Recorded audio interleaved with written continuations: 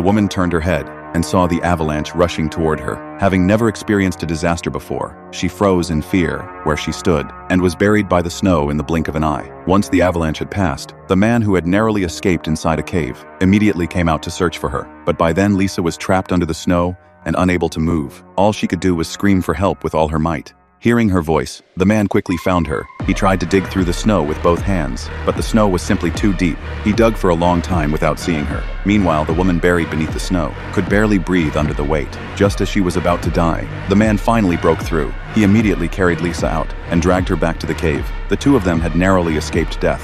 Before long, Lisa woke up from her unconscious state. The man reached out and touched her forehead. Fortunately, she did not have a fever. Looking at the frail woman before him, the man opened up about his feelings. It turned out that the moment he first saw Lisa at the airport, he had been deeply captivated by her. And while helping her pick up her boarding pass, he had noticed her seat number. He had then deliberately switched to a seat next to hers. However, after spending these past few days together, she had long since been moved by him. Looking at the man before her, the man who had saved her life, she now wanted nothing more than to have a child with him.